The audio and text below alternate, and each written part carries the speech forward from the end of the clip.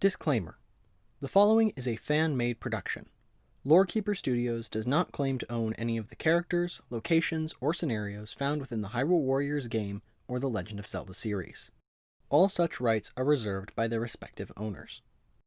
This production is made out of a love for the stories that have already been told, and we encourage you to support the original products. Thank you, and enjoy the show. The Angel of Destiny, Episode 1, Psychostorm. Chapter 8, No I in T.E.A.M. The following is a continuation of the account residing in Tycalra's journal. The journey to meet up with Princess Zelda and the other troops at the Temple of the Sacred Sword was surprisingly uneventful. During the week-long journey, I practiced my new telepathic abilities with Kronea and Lana, who also turned out to be telepathic to a certain degree. I also ended up experimenting a lot with different ways to fight with two swords. I didn't exactly have a whole lot of experience with armed combat, even with the extra training I had during the time we spent back at the school, but I found the two blades to be surprisingly comfortable, and the little practice I did have with the other soldiers in my group only helped me to master my new weapons. When we finally arrived at our destination, we received only the warmest of welcomes from our comrades. Apparently, they too had been met with a surprising amount of opposition from Sia's forces, but they were ultimately no match for the Master Sword. With nothing left for us to do at the two temples, and with our entire army now reunited, we immediately made plans to trek towards the Temple of Souls, where Lana informed us that Sia would be hiding. As we traveled, I got the chance to really build a relationship with Link. We ended up talking for hours about all sorts of things. We shared stories of our lives in our respective dimensions. We laughed as we compared our new weapons' designs, and Link even told me why he was so quiet around the rest of the army. He said that he's normally a pretty open and light-hearted person, but ever since joining the Hylian army, and especially after realizing his role as the hero of Hyrule, the increased expectations caused him to retreat inward and set up a sort of facade of silent confidence. He said that it's easier for people to follow someone who is a confident and powerful leader, as opposed to the kind of person he normally is. I can understand where he's coming from. In the time that I've been here, I've had a much easier time talking to the other soldiers when I at least try to appear like I know what I'm talking about. And they're much more willing to listen. Or at least that's what it feels like. It doesn't matter what kind of reputation you have, or what kind of name you're trying to live up to. A scared kid is just a scared kid in the eyes of a highly trained soldier. And they don't really have time for people like that. As we started getting closer and closer to the Temple of Souls, our forces began to be attacked by several hosts of monsters, and the closer we got, the more frequent the attacks became. But every single time, Link and I were able to easily defeat each mob that attempted to strike us. With our new weapons in hand, nothing was able to stand in our way. Well, that's how it felt at least. I'd love to say that I was able to keep all the success from going to my head, but if I did, I wouldn't exactly be telling the truth. Link and I quickly began to feel unbeatable, and it probably doesn't take a genius to tell you why that's a bad thing. We started performing incredibly risky maneuvers. We actively taunted our enemies. We even started competing to see who could defeat the most monsters. When we finally reached the temple, Link and I were so eager for a fight that we abandoned our allies in the outer gardens and went straight in, not even noticing a pair of large doors closing behind us. Once inside, we immediately began searching the many winding corridors to find our enemy. All the while, a host of taunting words echoed throughout the halls of the temple. Well, well, well. The hero and the angel have finally come to stop me once and for all. You'd better hurry. I want to see those shiny new swords of yours. You haven't found me yet. I'm growing oh so impatient. In hindsight, we definitely should have realized that she was baiting us right into a trap, but we were so blindsided by our own confidence that we didn't even notice the obvious mockery of our enemy. After circling the outer corridors, we eventually made our way to the central chamber of the temple, where we found the enemy sorceress waiting for us. My, what do we have here?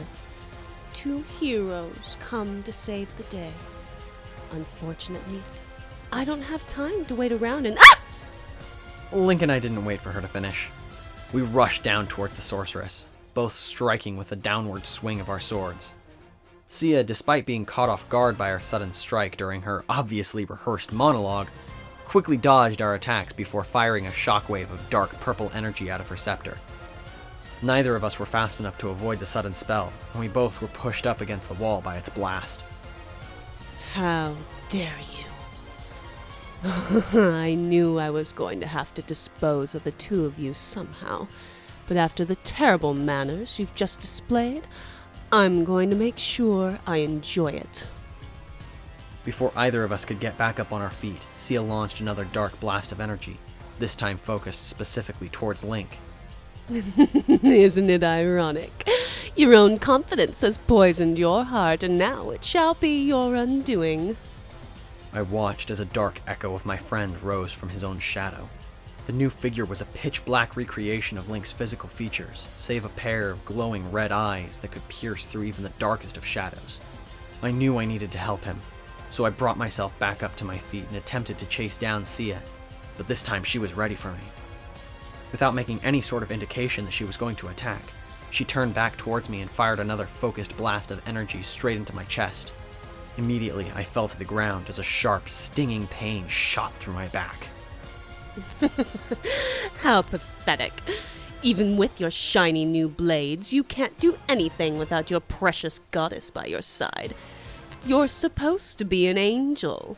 If you can't accomplish that, then, well, you might at least look the part. Farewell, heroes. I would love to see you suffer, but unfortunately, I have other business to attend to. I tried my hardest to get back up on my feet and chase her down, but the pain in my back was too great. It felt as though the skin around my shoulder blades was tearing apart, and it seemed as though my back was getting heavier. After the pain eventually subsided, I could hear Link calling for my help in the fight against his shadowy double. I picked myself up onto my feet, only to tumble backwards onto the ground due to a new weight on my shoulders. I turned back to see what was pulling me down, only to find that a pair of small feathery wings had grown on my back. Was this Sia's ultimate plan? How on earth was this supposed to harm me? Taking new precautions to adjust for the new and unexpected weight, I again got back up on my feet and made my way over to assist Link. As I approached, I tried to ready my swords for an attack, but as I began my strike, I accidentally moved my new wings in front of my arms, throwing off my aim and causing me to strike embarrassingly far from my target. A brief message for anyone who reads this account: never take for granted having full control over all of your limbs. As humans, we learn to control all parts of our bodies at a very young age, so by the time full motor control is necessary, moving our arms and legs where we want them to is completely instinctual. I had never thought about how much we rely on that instinct until suddenly it was gone. I had to account for new appendages that I had no idea how to control. Even with the sharper instinct given to me by Kronea's mind spell, I was having to dedicate far too much of my mental power into keeping my wings from getting in my way to focus on the fight at hand. The battle with the Shadow Link was long and arduous.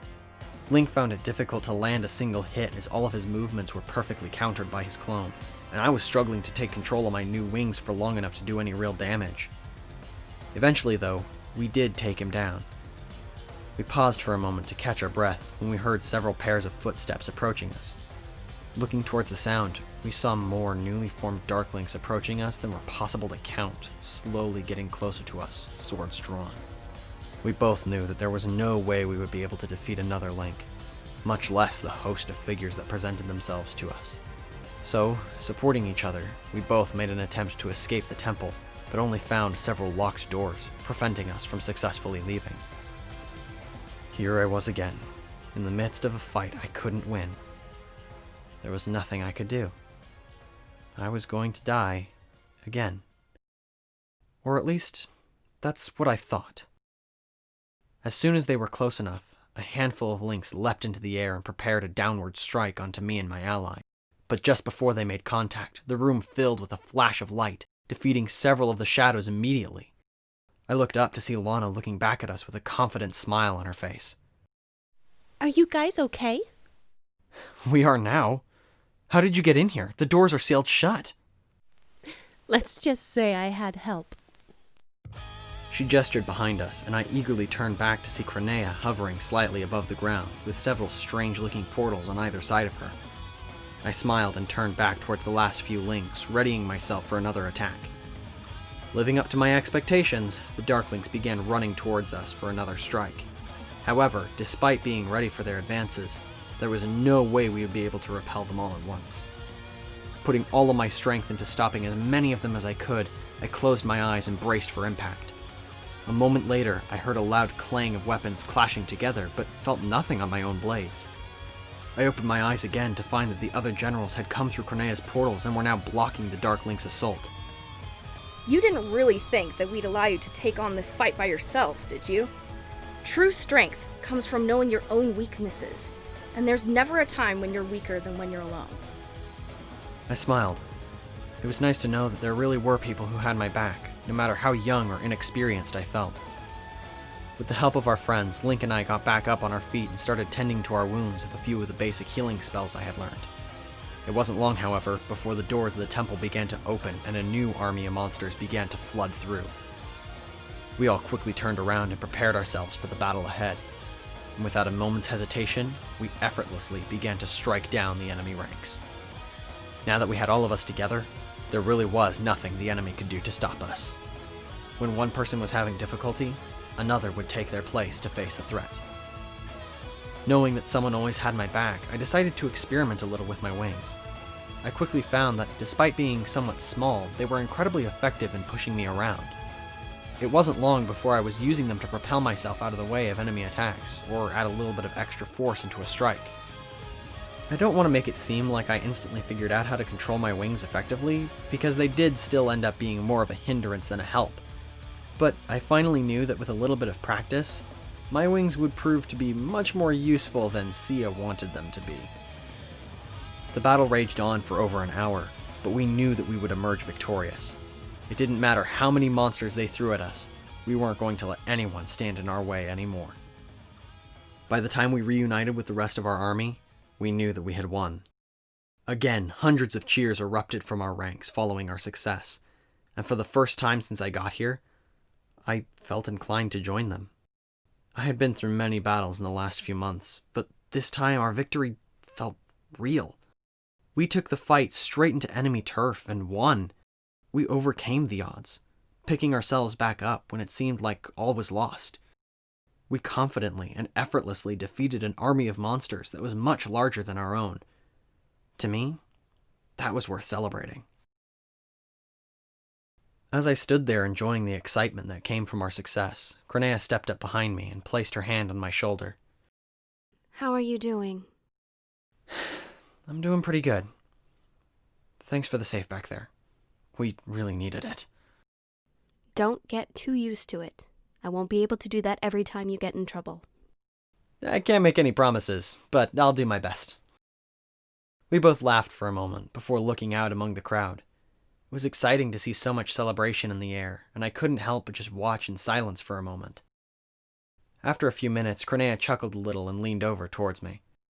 By the way, I like the wings. Yeah, I wasn't sure at first, but I think I'm going to like them too.